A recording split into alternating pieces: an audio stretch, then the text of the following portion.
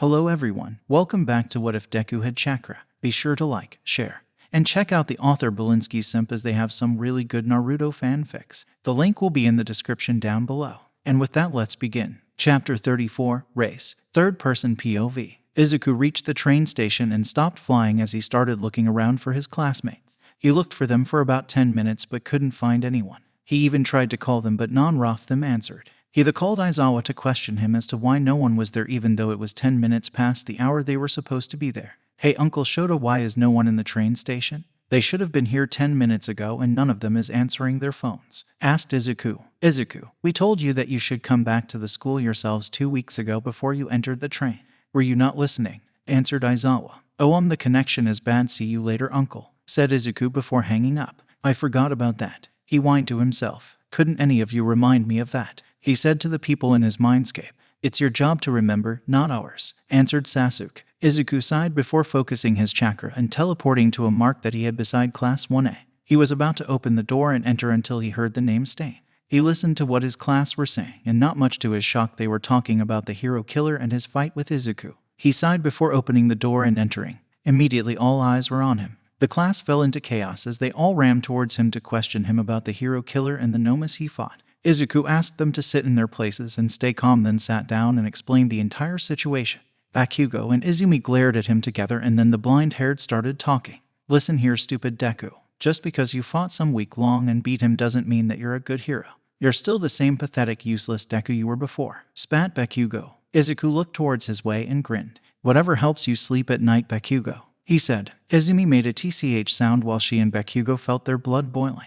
The class were waiting for their class to start until they heard All Might calling them to ground Gamma. The class got into their hero costumes and went to said ground where All Might was waiting for them. Welcome to our lessons. Today is Hero Baduk training. We haven't seen you in a while. Today we'll be conducting a race where you should apply everything that you've learned from your internships with your heroes of choice, explained All Might with his usual high tone. The class all in excitement, ready to show everyone how far they have come. You're about to step into File Gamma, which is an area full of factories that form a labyrinth.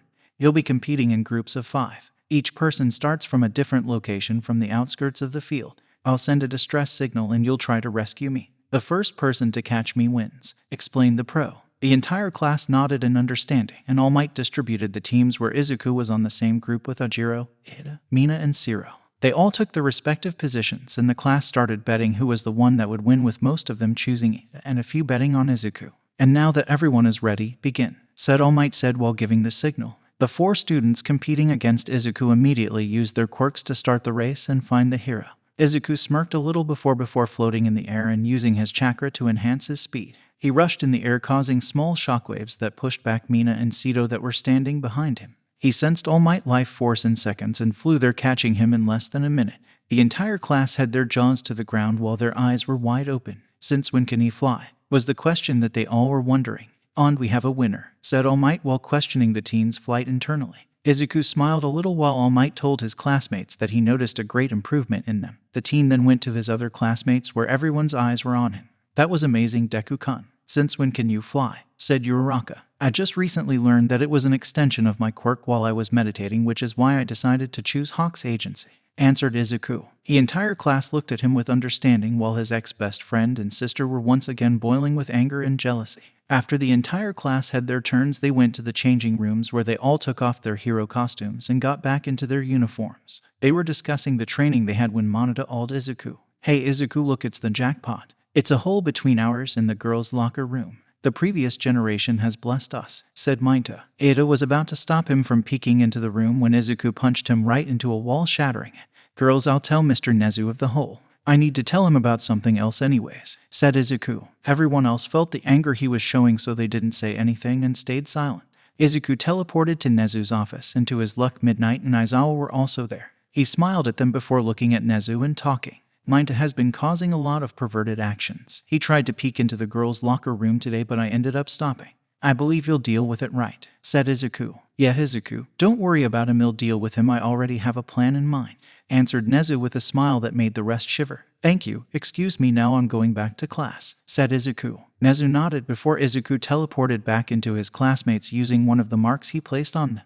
They all looked at him without questioning him. Izuku looked back at them and gave a grin, making the rest sweat drop. What in the world is this sudden switch? They thought to themselves. Chapter 35, Tests, Third-Person POV. The class were sat down in 1A when Aizawa informed them of the fact that their final exams of the first semester are coming in only a week. I'm sure that all of you are studying constantly while also training.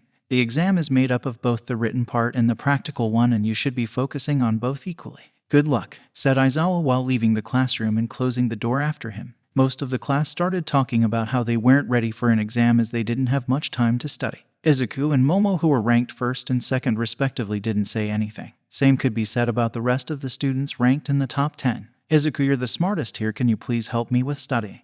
Asked Kaminori. Yasu was saying Izuku before he was cut off. He was traveled into his mindscape. Izuku, you can't waste any time, we have to train you in something important. It could be really useful for you right now, said Sakura. Izuku had no idea what they were talking about, but he didn't argue and nodded his head before leaving his mindscape. The rest of the class then gathered around Kaminari and Izuku, also questioning Izuku if he could help them study. I'm sorry guys, but I don't have a lot of time this week. I'm training to perfect something important in my quirk, and not to mention I have to study. I have 2 free hours every day at most, apologized Izuku. The whole class felt sad about Hat, but they didn't say anything as they didn't want to pressure the guy that has helped them since the beginning of the year. Can he help me? I'm failing in most of the classes. Pretty please, begged Kaminari the rest of his classmates. They all stemmed to agree, which made the blind-haired teen so glad he looked like his brain was fried. I can tutor you guys, I have nothing to do this week. I won't be any help. In the practical though, jumped in Momo. The students started cheering for her while she and Izuku high-fived. Good job, Vice President, said Izuku. Oh please, it's my job, Mr. President, giggled Momo. Bakugo and Izumi took Kirishima with them though to beat the lessons into his skull. Izuku and his group of close friends, which consisted of Todoroki, Uraraka, Tsu, Ida and Momo, then went to the cafeteria and sat together where they started talking about what they think the exams will be. Izuku was telling them that they should also focus on keeping their physical shape too until he felt a life force behind him. He activated his sharing and then saw a hand coming his way. He caught the hand and twisted it, then used it to strangle the person's neck. He looked at the guy and saw a hair of blonde color. Monona from Class 1B. It's not so polite to just try and push someone, spat out Izuku. He noticed that the other teen was in pain, so he let go of his hand and saw that it had a hint of purple to it, which made him wonder if he broke it. Oh whatever, I heard you fought against the hero killer Stain and defeated him. As usual, Class 1A brats trying to stay in the center of spotlight and attention, said the guy with a mocking tone. A girl appeared before Izuku could speak and punched the guy with a gigantic fist. Sorry about him, he's not the best representation of our classroom, she said. Monona rolled his eyes and Izuku nodded and looked at him. I fought Stain because Ingenium was about to get killed by him. What I did is what every hero would do, save a person in need. I didn't do anything to be in the spotlight because unlike you, I'm not an attention seeker, and now if you'll excuse me, safe Izuku while holding the guy's scarred hand. A green hue appeared between Izuku's hands. The teen's scar was slowly healing until it was completely gone, as if it never existed. I apologize for unintentionally hurting your classmate, he was being rude and annoying, said Izuku while bowing down in front of the girl. No, it's okay, I know he was most definitely the one in the wrong, so excuse us, answered the girl. Izuku smiled as he sat down while the girl and her classmate went back into their table. Izuku continued the conversation with his friends for a few minutes until he decided to question his family about what the very important training was. Well, we noticed that you focus a lot on sensing others' life forces, which definitely is useful, but something that is also useful could be if you can just see through objects to find who you're looking for as fast as possible, said Boruto. And as you know, you contain the chakra of many clans, one of them being the Hyuga, so we decided to train you in activating their Dijutsu, the Byakugan, and I use it, added Sarada. We concluded that you won't unlock the Byakugan since you contain the Otsutsuki chakra too, so you most definitely will immediately unlock the Tenseigen, which won't be hard. What we're training you to do is to use the chakra mode that comes with the Tenseigen, explained Sasuke. Izuku blinked in confusion for a little before finally taking everything in and nodding. And obviously we don't know much about the Tenseigen, so we won't exactly be the ones to train you, said Sakura. Oh, so new senseis? Asked Izuku, and Rest nodded. Naruto then flicked his fingers and 2 pale men appeared beside him. Izukumi Hamura and Tomri Otsutsuki. The 2 Otsutsukis Thami we know off that awakened this Dijutsu, said Naruto. Izuku bowed down and said, hello Mr. Tomri and Mr. Hamura. I'm Izuku Yagi, I hope I make a good student.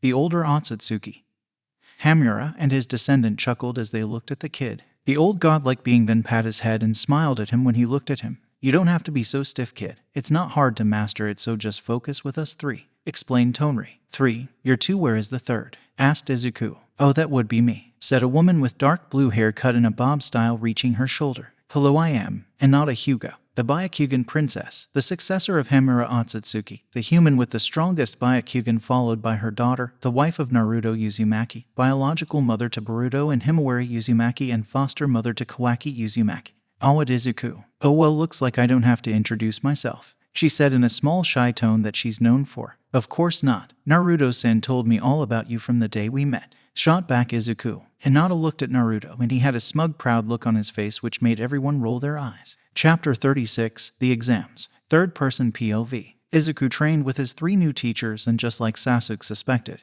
he didn't awaken the Byakugan and went straight to the Tenseigan. He learned how to use it pretty fast and mastered the usage of his Tenseigan chakra mode in a MS tour of days, which gave him enough time to teach Denki. The teens did the writing part and Izuku alongside the classmate he tutored passed easily, and Denki ended up thanking Izuku until Aizawa told them that it was time for the practical exam. Class 1 stood outside with many UA teachers and Aizawa said that without a doubt they had some knowledge on the exercise test.